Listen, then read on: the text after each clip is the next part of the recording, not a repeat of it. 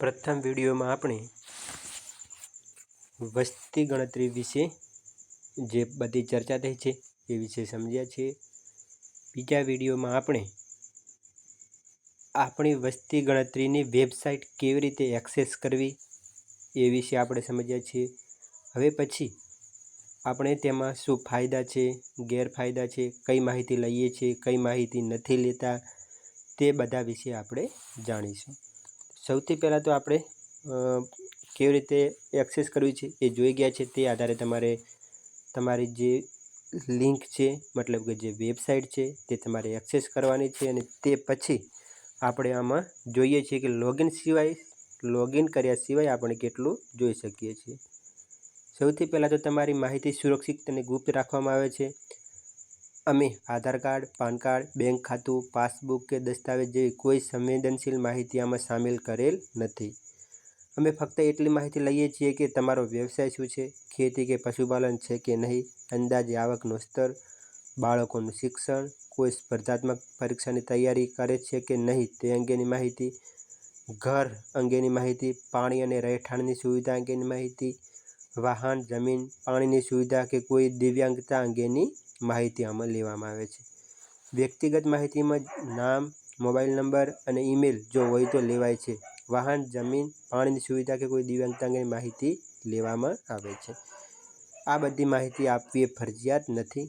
આ માહિતી લેવાનો એક જ હેતુ છે, આગળ જઈને જો તમને કોઈ સરકારી સહાય કે સામાજિક સહાય કે અન્ય કોઈ સહાય અથવા લાભ ન મળ્યો હોય તો તે તમને મદદ કરી શકાય।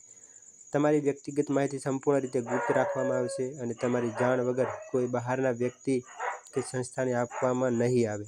આના આધારે રોજગારની સેવાઓ, શિક્ષણની સેવાઓ અને સામાજિક યોજનાઓ તથા અન્ય યોજનાઓનો લાભ જલ્દીથી મળે તેવા પ્રયત્નો થશે। બીજું જોઈએ કે સર્વેના બેનિફિટ શું થશે। મોટાભાગે સ્ટાર્ટિંગમાં આપણે થોડા ઘણી ચર્ચા કરી છે, તેમ છતાં અહીંયા જોઈએ આપણી સમાજની વસ્તી ગણતરીના મુખ્ય લાભ તો અહીં આપેલા છે। આપણા સમાજની વસ્તી ગણતરી દ્વારા આપણે સમાજ ઉત્થાન માટે મહત્વપૂર્ણ માહિતી એકત્રિત કરશું। આપ સૌનો સહયોગ અપેક્ષિત છે।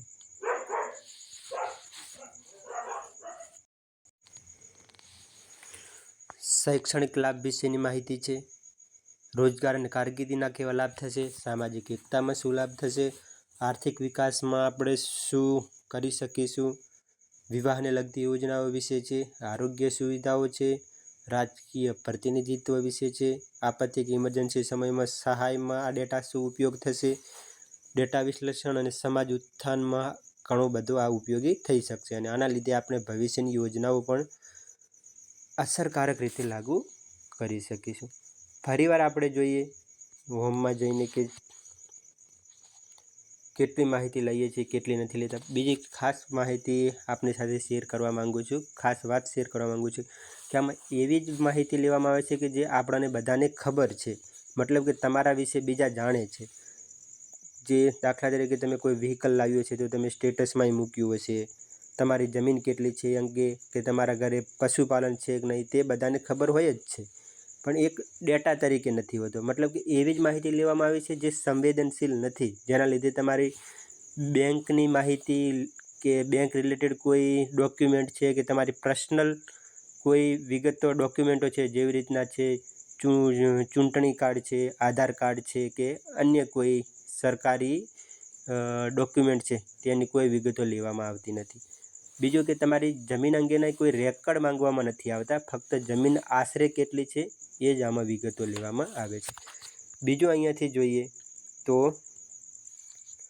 સ્પોન્સર વિશેની અહીંયા માહિતી આપેલી છે, તે પણ ઘણી અગત્યની માહિતી છે કે જો અહીંયાથી કોઈ આપણે દાન આપેલું હોય છે આ પ્રોજેક્ટ માટે તો તેની માહિતી અહીંયા દર્શાવવામાં આવે છે। જેવી રીતે અહીંયા પહેલું જ છે, ટેસ્ટ માટે એક નાખેલું છે કે 1 રૂપિયો કરીને, બીજું અહીંયા ટેસ્ટ માટે નાખેલું છે કે એમણે 30,000 રૂપિયા આપ્યા છે અને આમાં દાનમાં કોઈ આપે છે તો આનું આજીવન અહીંયા તમને લિસ્ટ જોવા મળશે અને કેટલા રૂપિયાના દાન માટે અહીંયા એડ કરી શકાય તે બાબતો હવે પછી આપણે જાણીશું।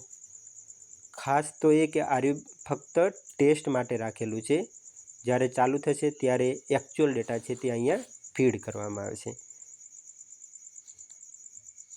બસ એ જ.